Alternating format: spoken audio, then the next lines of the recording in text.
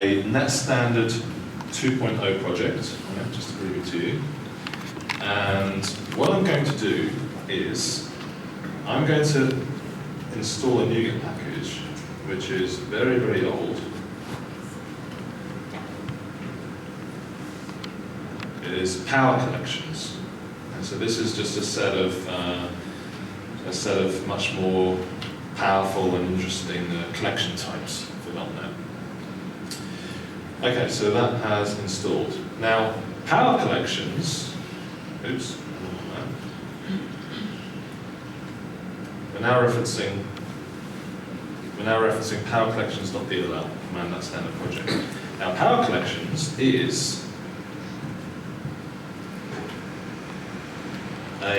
and I'm then going to use this. Bag is just one of the types in power collections. Just have my using statement, and I'll compile that, and it compiles, right? So what I'm going to do now is, this is a .NET Core 2 app. See, .NET Core 2.0. And because .NET Core 2.0 supports .NET Standard 2.0, I'm going to reference my .NET Standard 2 project from that. This is a console app, by the way. And in here, I'm actually going to use the class here from the Net Standard library, which returns a bag from power collections. And this is the moment of truth. It works. Right? So I've just, from the .NET Core app, referenced the .NET Standard project, and the .NET Standard project references a full .NET Framework DLL. Magic. I will explain how it works, but before I do, I thought to myself, this is a little bit of a tangent, but I thought, why don't I just take out the middleman? Right, why don't I just create a .NET Core app and try and reference the .NET Framework DLL from it? So let's give that a try. .NET Core magic. So let's install power collections again.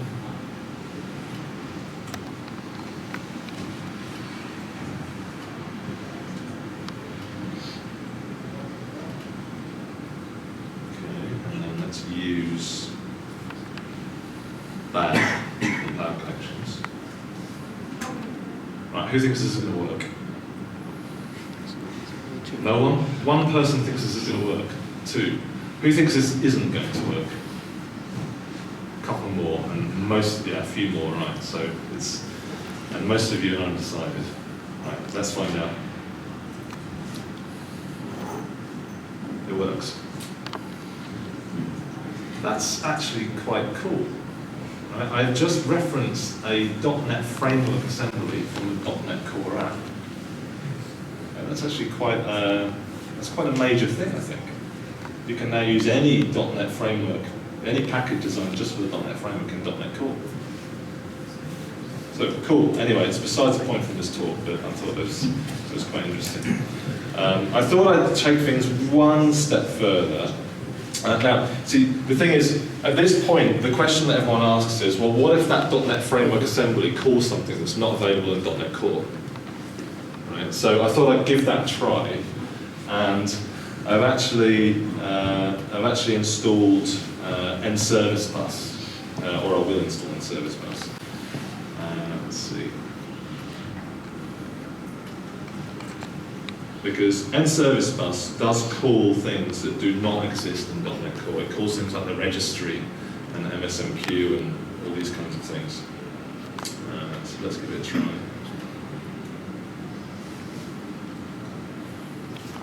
And let's comment all of this.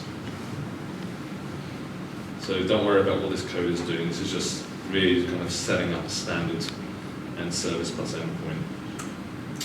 Using MSMQ, which doesn't exist on Linux and Mac, so it's not part of .NET Core in any form whatsoever. And I will then reference the .NET Standard project from a .NET Core app, and let's call into the .NET Standard project. So this is it's exactly the same as the first example, what I call power collections, but calling power NCLS bus instead. So let's see what happens.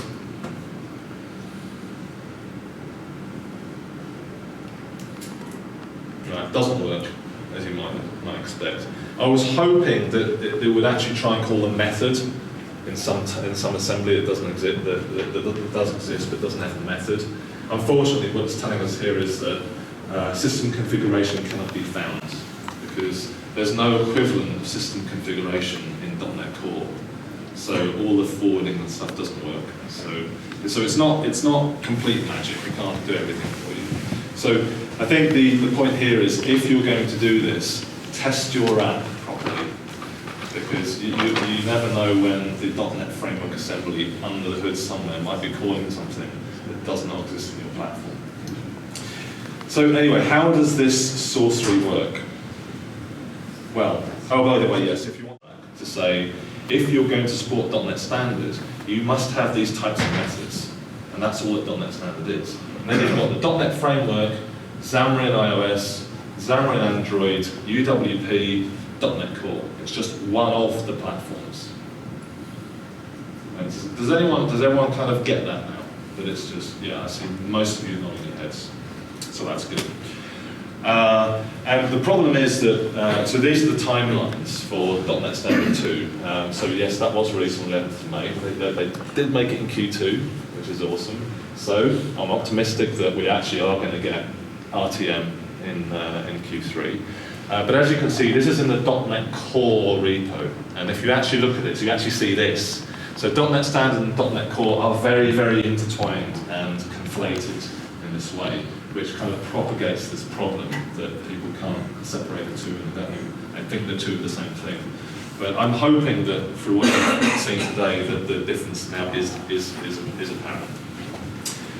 And this is just one last attempt to explain the relationship. This is something that David Fowler put together. He actually created an interface for each version of .NET Standard, and then an interface for each platform, and showed through inheritance how they relate to each other. So I hope this isn't going to confuse you after clarifying things, but I think some people find this quite an interesting way to look at it, and the analogy is very clear, because you've got .NET Standard 1.5 inheriting from .NET Standard 1.4, and then you've got each platform inheriting from the relevant version of .NET Standard. So yeah, go and have a look at that repo if you're interested in looking at that view of it.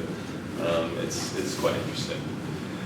.NET Standard 2.1, 2.2 and 3. So another question I'm sometimes asked is, well, each version of the .NET Standard is bigger than the last one, so it's going to get more and more difficult for platform vendors to keep supporting the new versions of .NET Standard. So yes, it is going to be more difficult as the new versions come out, but I think that .NET Standard 2 has solved almost all of the problem. .NET Standard 2 supports most, if not all, of the APIs that are in .NET Framework 4.6.1, apart from those ones which obviously are not going to be on Mac and Linux, like System Registry, MSMQ, things like that. So there will be .NET Standard 2.1 and 2.2. 3, I'm not sure if there ever will be, to be honest. I'm not sure there will be a need after version 3. But there is a .NET Standard Review Board who are comprising of Xamarin, Microsoft, Unity, and other people. And they very carefully consider bringing new APIs for the .NET Standard. And what you'll see more of is new and exotic APIs appearing as things like .NET Core. And if they make sense on all the platforms, they'll be added to .NET Standard.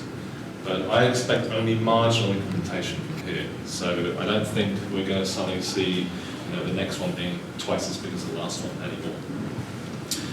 So how did I do?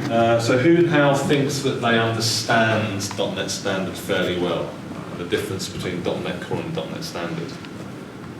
Okay, see if, okay, great. That's probably most of you, so I guess I've done fairly well. I'm kind of running out of time, so I don't think we're going to have much time for any questions, but I'm going to be, hanging around all day, so please grab me and we can continue the discussion. Oh yes, I've talked about in-service bus a lot here. If you're wondering what it actually is, feel free to go to this tutorial for in-service bus, just in case you're wondering what this mysterious thing is I've been talking about. And if you're interested in general .NET Core news and what we're doing to support .NET Standard, because it's quite a major project for us to support .NET Standard, and we're supporting .NET Core via .NET Standard eventually, then you can sign up there and keep up to date with what's happening there. And just lastly, Martin tweeted at the end of real progress here, and I think the way we've now coalesced back from Project JSON to CS Proj back to a single CS Proj format is really good. And .NET Standard, I think, is one of the main things that's happening there as well. And .NET Standard for me has now proved itself as a useful technology, and that's why I decided to talk about it. So I think with that and the release of .NET Core 2.0, I think things are really coming together for us in 2017. So as I said, that's the slide deck if you want to go back and follow any of those URLs. And that's me, and enjoy the rest of the conference, and thank you very much for listening.